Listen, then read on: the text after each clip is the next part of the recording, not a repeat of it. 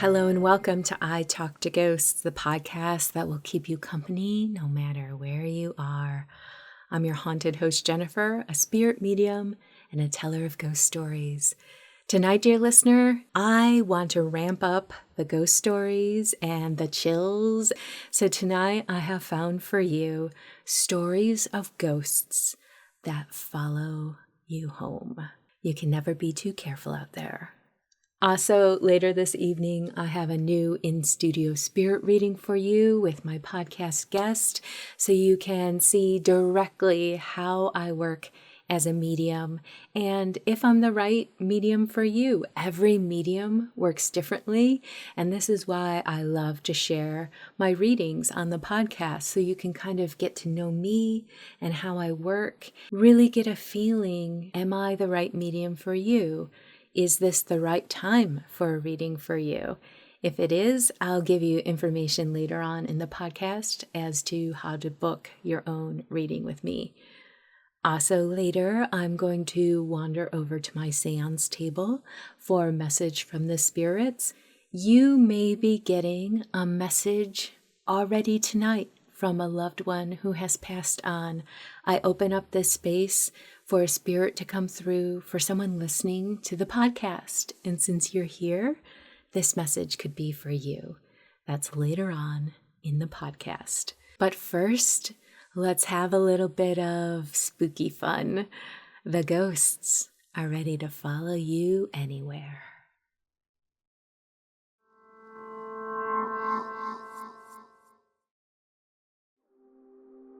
For quite some time now, I had gotten into the habit of exploring cemeteries.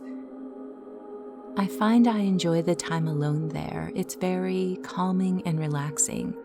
But if friends are with me, we love to have serious intellectual conversations in a space where we know we won't be bothered. I love my time there. I do make sure to be quite respectful, as I would never try to disgrace a grave or cause any trouble. There was a local cemetery I would frequent back in 2008, going as often as 2 or 3 times a week. I usually went with my friend Michael. Michael and I would sit amongst the graves and talk for hours about the world and humanity and any other deep topic the conversation happened to flow to. One particular night, we arrived around 7 p.m. and were only there for about 10 minutes when suddenly I became very panicked. My heart started racing and I didn't feel safe. The space around us felt heavy and threatening. I demanded that we leave right away. This was definitely odd, as we always had very pleasant and peaceful experiences there.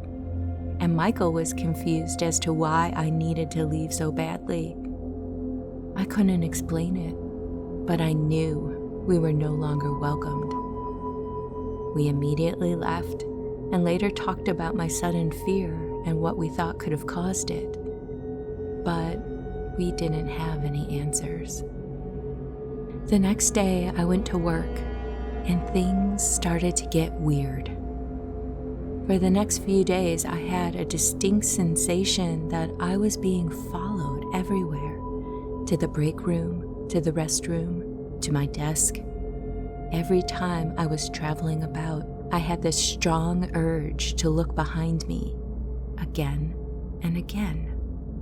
I would glance behind me each time because I fully expected someone would be there, and no one ever was. I started to see shadows out of the corner of my eye. I'd catch movement and turn to focus on it, to find nothing.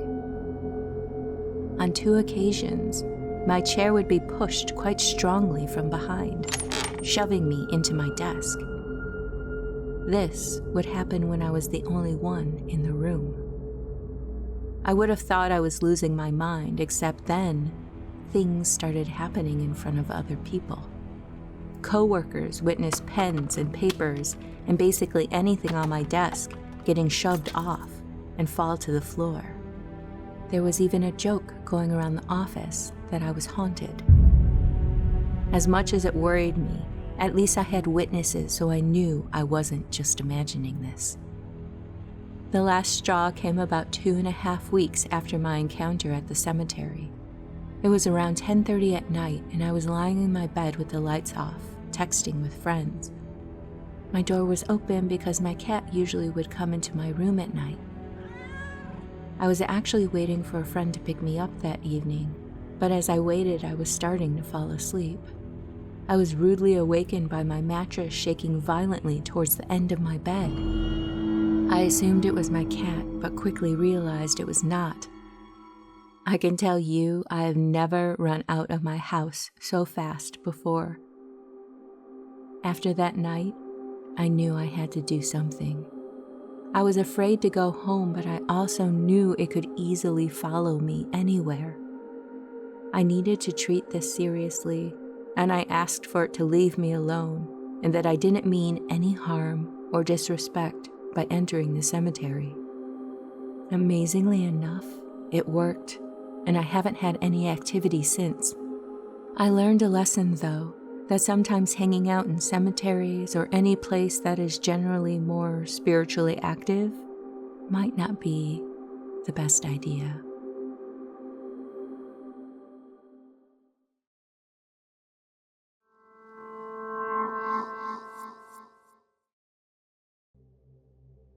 I have never been a big believer in ghosts or the supernatural, but what happened to me a few years ago changed that. It was the day of my uncle's funeral. I had always been close to him, and his passing hit me really hard. The service was held in a small old funeral home. It was one of those places that felt a little too quiet, a little too cold. After the service, I lingered for a bit, saying goodbye to family and helping clean up. By the time I left, it was dark outside, and the parking lot was almost empty except for a few cars. The air was heavy with fog, making things feel even more eerie. I got into my car, exhausted and emotionally drained. As I sat in the driver's seat, I glanced at the funeral home one last time. That's when I saw her. A woman standing outside the entrance. She was dressed in what looked like a long black dress. Her face was turned away from me. At first, I thought she might be a mourner who had stayed behind, but something about her presence didn't feel right. There was a strange stillness about her, like she didn't belong there. I dismissed it as my mind playing tricks on me. I turned the key in the ignition and started to back out. As I drove away, I couldn't shake the feeling that something was off. I glanced in the rearview mirror, and my heart nearly stopped. The woman was standing in the middle of the road, right behind my car. I slammed on the brakes, heart racing, but when I looked again, she was gone. I tried to rationalize it. Maybe I was just seeing things after such a long day. I took a deep breath and continued driving. The road back home was dark and winding, with trees casting long shadows on the pavement. I just couldn't shake the uneasy feeling that had settled in my stomach. A few minutes later, as I made a turn, I saw movement out of the corner of my eye. I glanced at the rearview mirror again, and there she was, sitting in the back seat of my car. She didn't move. She didn't make a sound. She just sat there, her head slightly tilted as if she was staring out the window. I still couldn't see her face. I gripped the steering wheel so tightly. I wanted to pull over to get out, but I couldn't bring myself to do it. I was paralyzed. For what felt like an eternity, I drove in silence, too scared to look back again. When I finally gathered the courage to glance in the mirror, she was gone.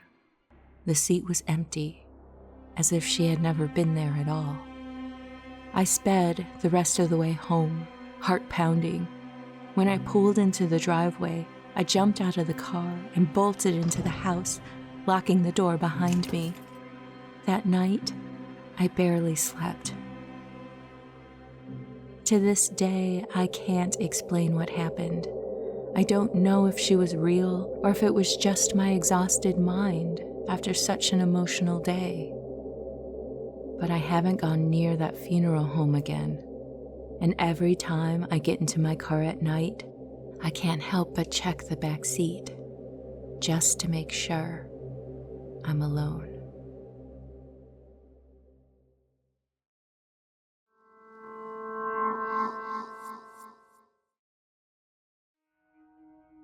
I live in Ireland, an old country with a bloody history of murder, war, death, and all the usual ingredients for a nice, juicy haunting. Never mind the stories of leprechauns, banshees, and such, but stories of true evil and tragedy. Due to this, if one is walking down a quiet country lane at night, alone, listening to the sound of the wind in the trees and looking into the woods where there is nothing but darkness after the first line of trees, your mind tends to play tricks on you. Or perhaps it's something more. I was walking past a cemetery in County Cork. There are numerous documented accounts of hangings taking place in this area during the Irish Civil War.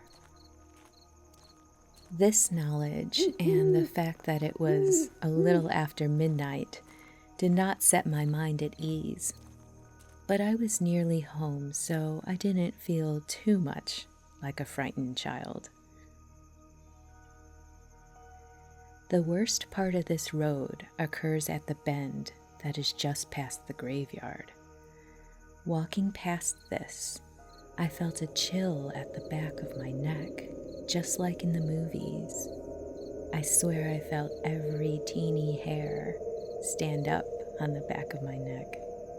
I felt genuinely nauseous. I was so scared.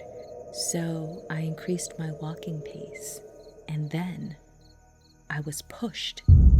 I felt a hard shove on my shoulders, and I fell to the ground. I quickly looked behind me, expecting to see some kind of nightmare. There was nothing. The road, woods, and cemetery were empty.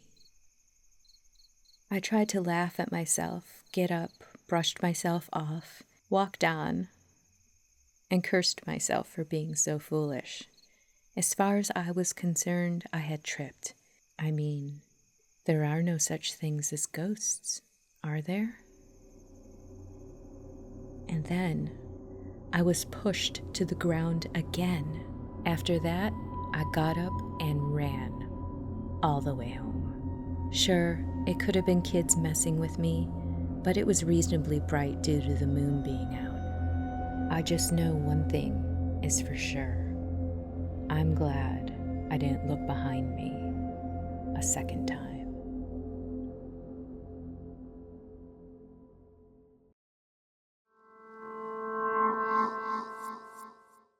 Spooky season is upon us. Listen to I Talk to Ghosts for an atmospheric chill and to never feel alone, knowing the spirits are always around you. The autumn months are the perfect time to share and recommend this podcast to your ghoulish friends. Thank you for supporting the podcast and sharing the spooky.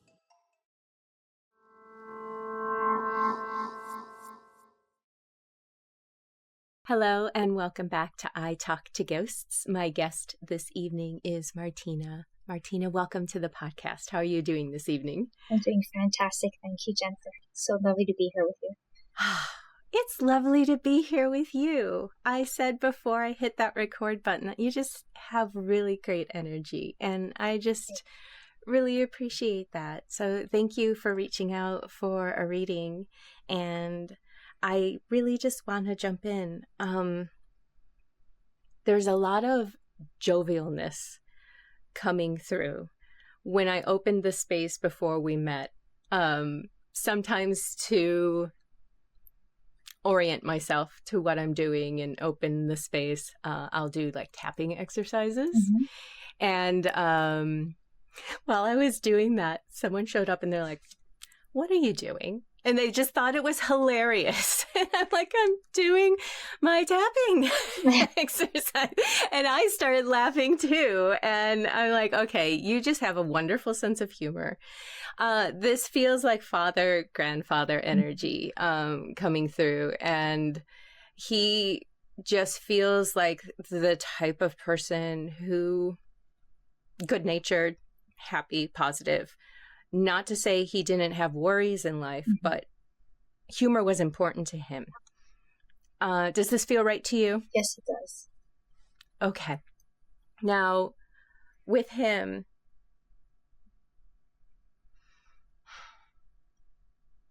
he's showing me that he did have concerns about family matters in life, and so, but it's almost like we're more than one thing, right? Mm-hmm. Family matters, security, making sure that everyone was safe. Mm-hmm. Does that make sense? Yes, it does. Concerned about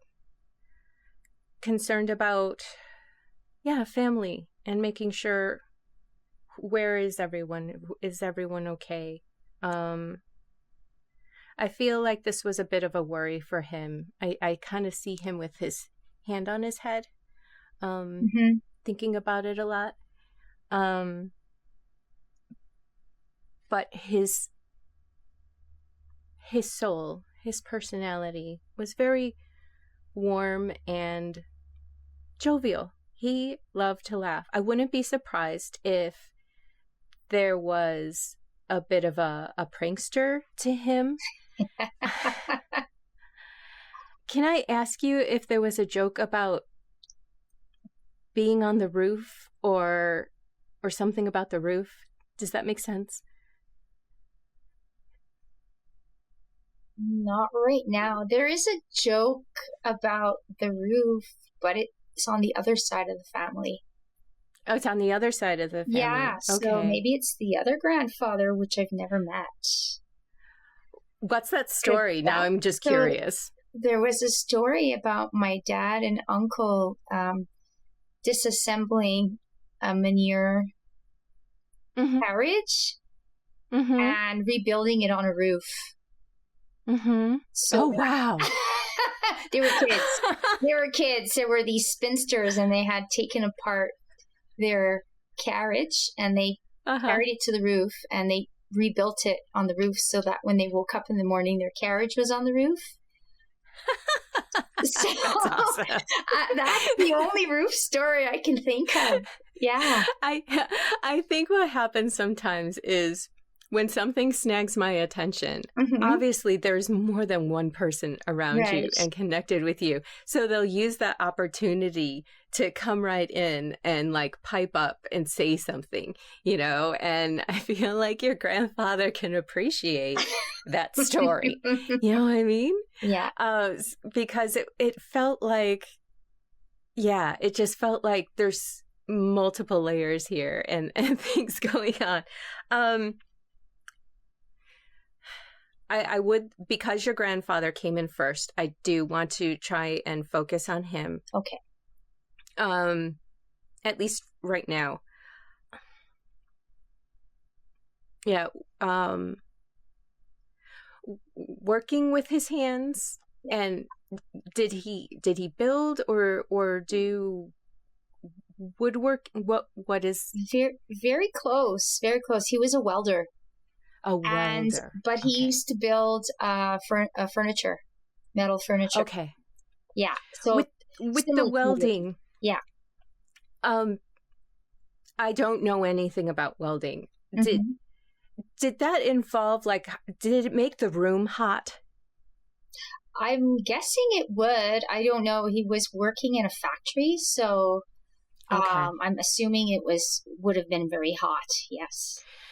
Because that's another thing that I'm trying to connect here, because one of the impressions I was getting is like either like being in a hot kitchen, or I'm like, what is going on here?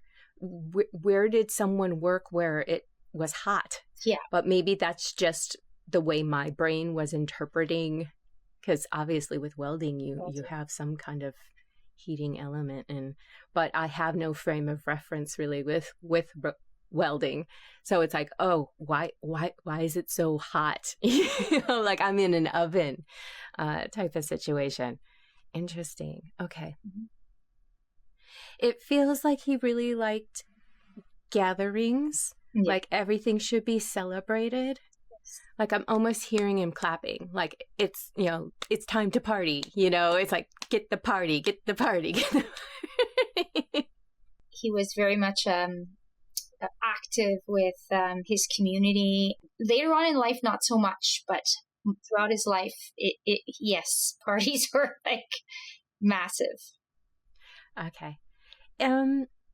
Was your grandmother a little bit more reserved when it comes to that? Because I'm feeling her kind of chime in like, okay, enough. Let's pause this. Yes, exactly. Okay. Let me see what else. She's saying she prefers the quieter. She, pause on the parties. And he's like, I'm a stallion you can't tame.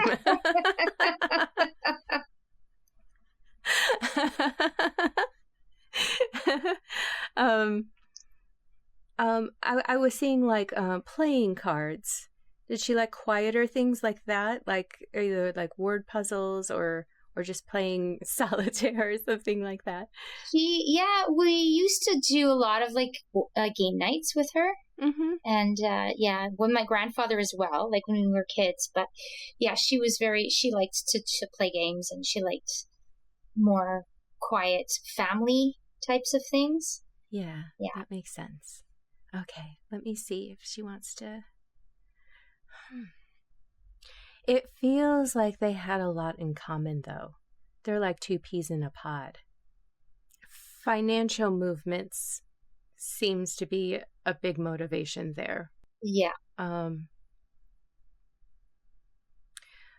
Did they come from poorer backgrounds? My grandmother didn't, but my grandfather definitely did, and it was post-war, World War II, that they did come to Canada, and for opportunities. And he had a very good opportunity to start working here, and it did improve their life for sure. Mm-hmm. Yeah, it was. It was a good move. I feel like your grandmother was really uncertain about it. Mm-hmm. And there's a fragility feeling there, a feeling of vulnerability for her, as she's kind of telling me her story a little bit. And it was hard for her to kind of trust in it a little bit. There was always this little bit of worry in her that it could fall apart, or you just don't know what'll happen next. And, just because I think when we have periods of time in our life like that, it could easily make you look out for things, right. Yeah. Okay. Someone wants to thank you for the flowers. Did you recently give someone flowers? I gave a friend some flowers, yes. It's like a message of, that was so kind of you to do that. And they want to brag about you a little bit, about how sweet you are and how good-natured. And you're really good at caring about other people and what they're experiencing. You're never lost in your own world and not considering how others feel. There is another woman, and her personality to me is It feels like taking care of everyone. Like, do you have this? Do you have that? Do you, even in a social setting, like, this doesn't feel like she had any issue with gatherings and parties. Like your grandmother would rather keep things quiet. Right. She's more like, oh no, I like social interaction. I want to be around people, and caring about. She seems like a caring individual who, again, cares about how everyone feels, how everyone's doing. Is it fair? Is it fair for some reason? Is coming through. Like even portions, or just making sure that everyone is in a good spot. Can you recognize this at all? Yes, that's my aunt. Okay, what is with this fairness? This she, when she would she never had children, right? And so my sister and I were her only nieces, and we always had to have the exact same thing. So she would actually, she bought us chocolates. It would literally be 5 for you and 5 for you. Like we never, and down to even the same dresses in different colors, because she just, and to the scent. So so that makes perfect sense. Okay. Yeah. She's coming through with that. Did she pass away fairly young? I mean, not young, but she's vibrant, and not to say your grandparents aren't, but she's telling me that she's younger than she was. She was 47 when she passed away. Yeah. And she's a bright light. I'm seeing a bunch of rings on her fingers. Yes. Yes, she had one on every finger. Yeah. Yes. A bunch of rings. Yes. Did she And I'm like, ooh, this is kind of witchy. Yeah, she was really into jewelry and stuff. Yes, and perfumes and dark nail polish. Depend. Yeah, it's funny that you said that, because I remember the day before she died, she asked me to paint her nails, and they were a dark red. Yeah. Okay. Yeah. Because when she's showing me all these rings, I'm seeing the nail polish, and it's coming through like a darker red for me, but definitely. And like whenever I visually see something, I just say, oh, well, I don't know if I'm interpreting exactly correct. That's why I don't like to describe too much. But I think that emphasis of remembering that you did that for her and to bring it up. It's not that nail polish was incredibly important in life, but this moment is. And that's very sweet. She is expressing how lovely you were to her and being by her side, and and she just wants to express that. I'm seeing twirling around in a dress. I think it might be you. Did you spin around in dresses when you were little? Yeah, I did. Do you spin around in dresses now? Because I think we all should. We should, yeah. Not much.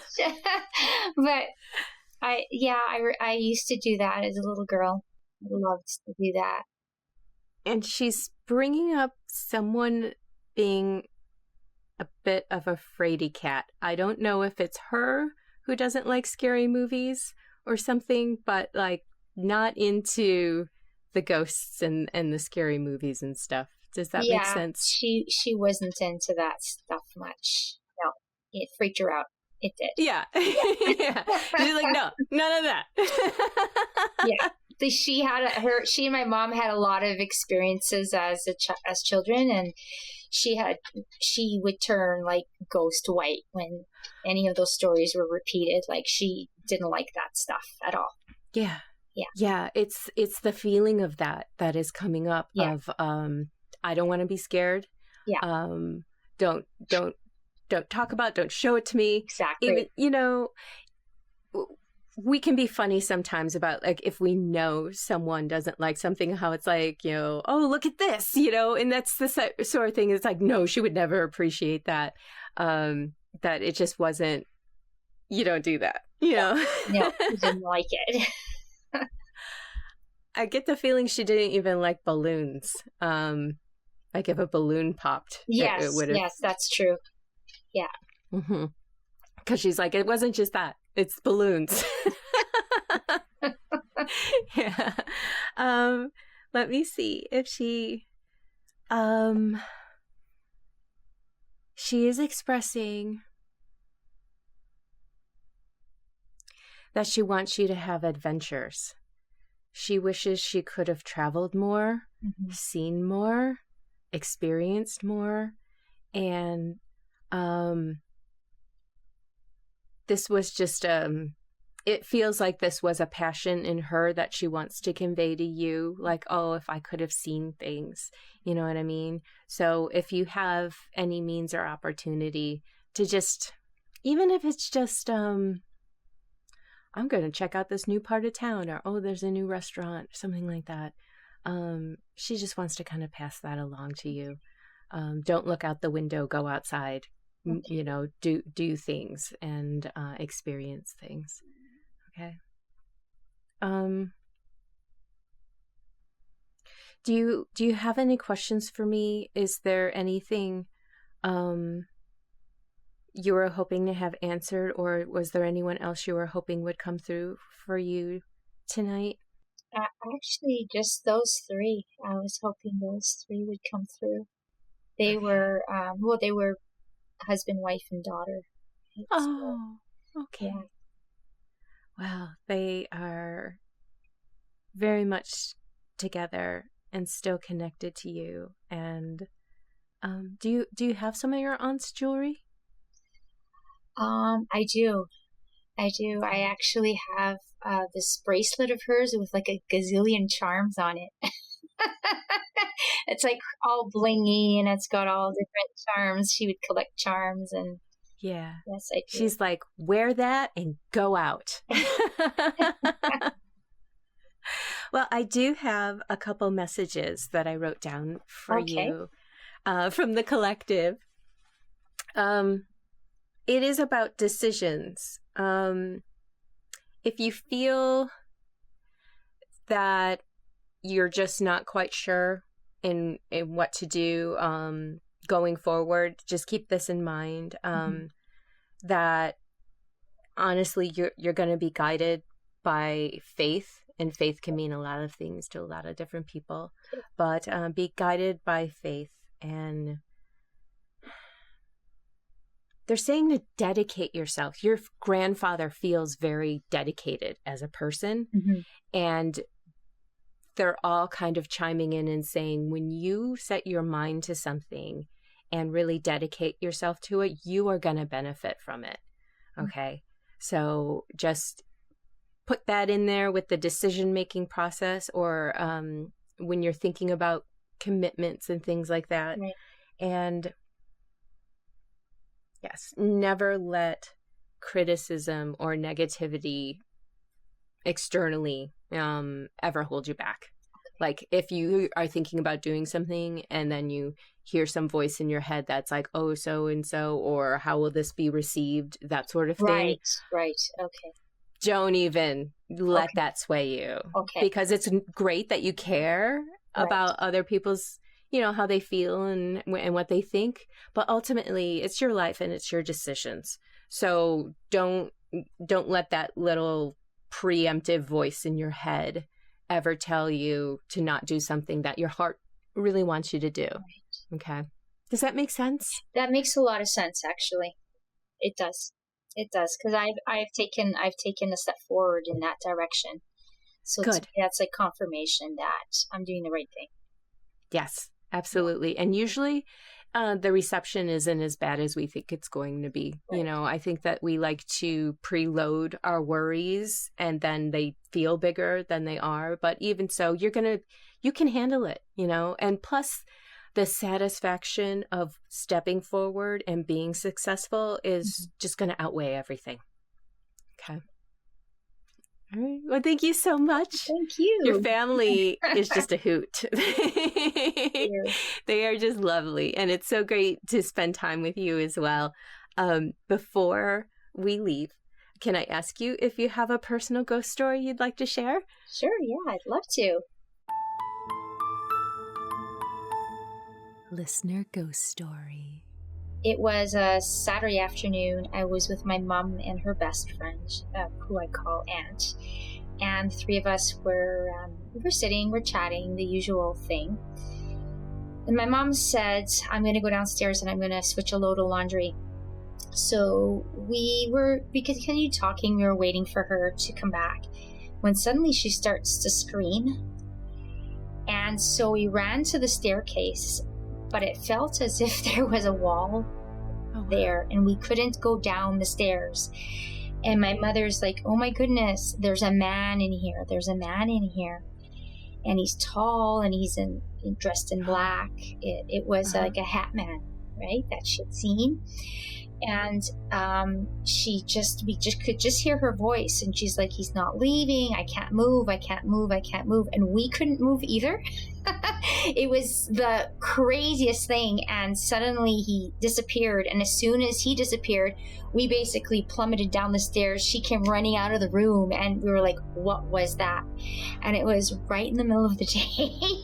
We were all wide awake. And I think to this day, this is one of the strangest things that has ever happened to us, because we were 3 people who witnessed this and have zero explanation as to what that was or how that is astounding.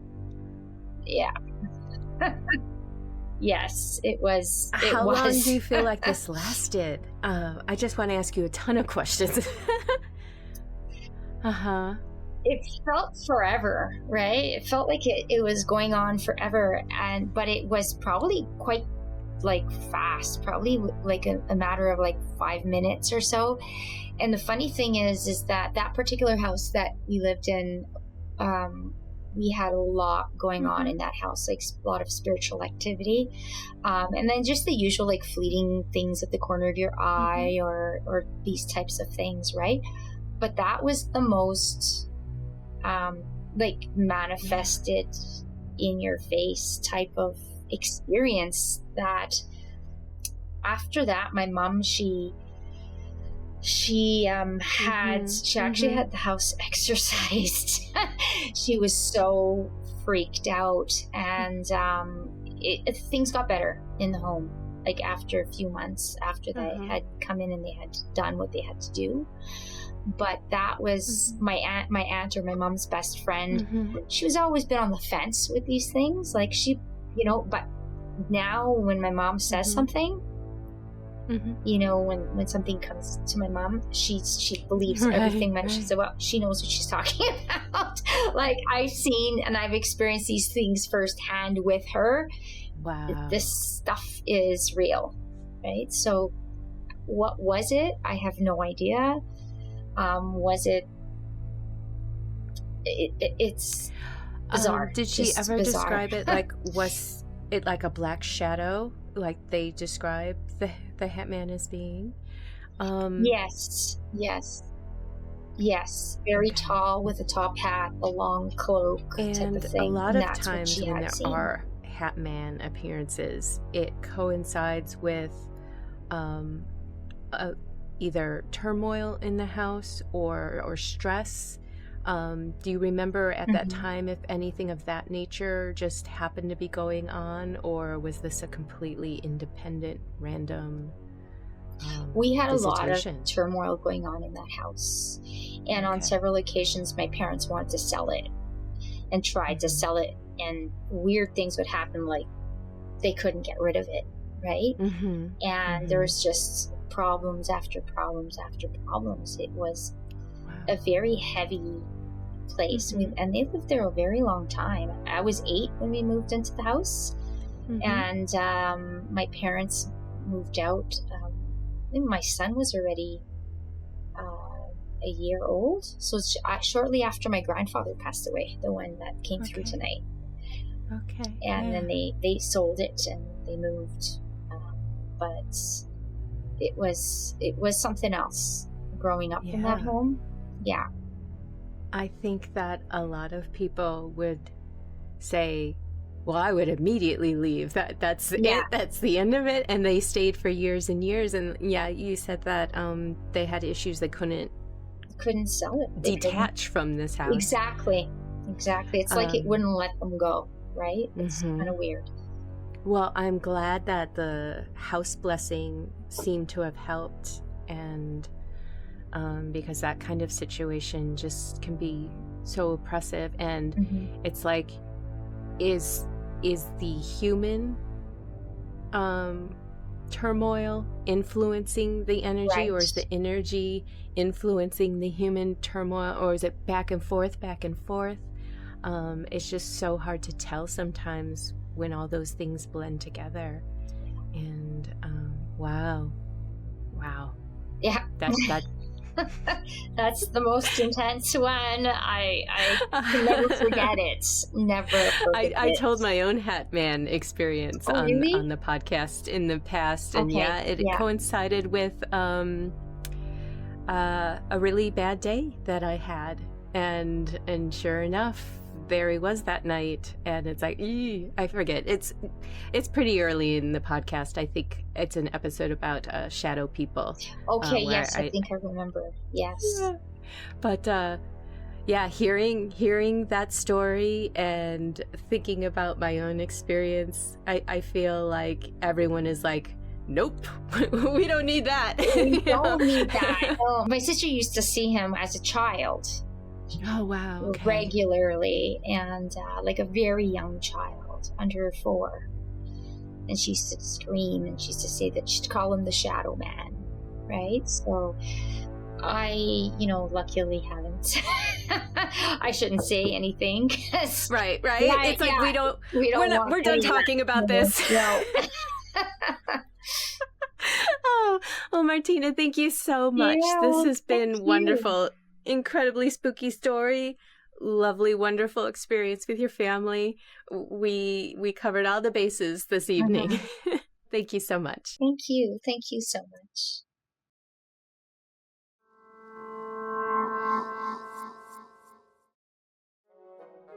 Would you like a free spirit reading with me and record your reading for the podcast? Sign up for your chance to be selected by visiting italktoghosts.com/guest.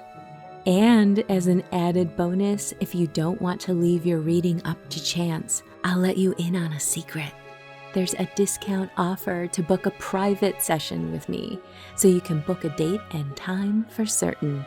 Visit italktoghosts.com/guest for more details. Hello and welcome back to I Talk to Ghosts. I have for you tonight a message from the spirits, so thank you for joining me at my seance table. Tonight, while I'm working, I have with me copal resin. This resin is often burned as a blessing element with spiritual work. It is also associated with being very energetically uplifting, yet also calming as you work. A lot of people keep it near them or burn it as a type of resin incense to help with anxiety and to calm the energy around them and in them. So that is copal resin. Going to calm my mind, call a spirit close. The spirit with us tonight, she is showing me that she was a coworker, perhaps a business partner. She was really good with influencing the work, being a wonderful partner to help your business and all of your work flourish. You two made each other better. It was just a really great partnering relationship. It's funny that I brought with me copal resin because she is showing me that she had a lot of anxiety under the surface, she didn't sleep very well. She worried a lot. She overthought. She would confide in you that she had imposter syndrome, and you just couldn't see it. You couldn't see why that was the case for her. And you wished that she could see herself as you did. She's showing me that she had a lot of health issues, which ultimately led to her passing. Yeah, there's just such a duality to her. She was so creative and such a force, and at the same time, internally, she had this destructive energy about her, and you wish you could have helped. Her message for you tonight is she sees that you are ready to level up, that you are ready for the next big thing, and she sees you flourishing and your life expanding and just all these wonderful things that are ready for you, and she just wants to encourage you to see that as well. I feel like you have an inkling as to what is going on.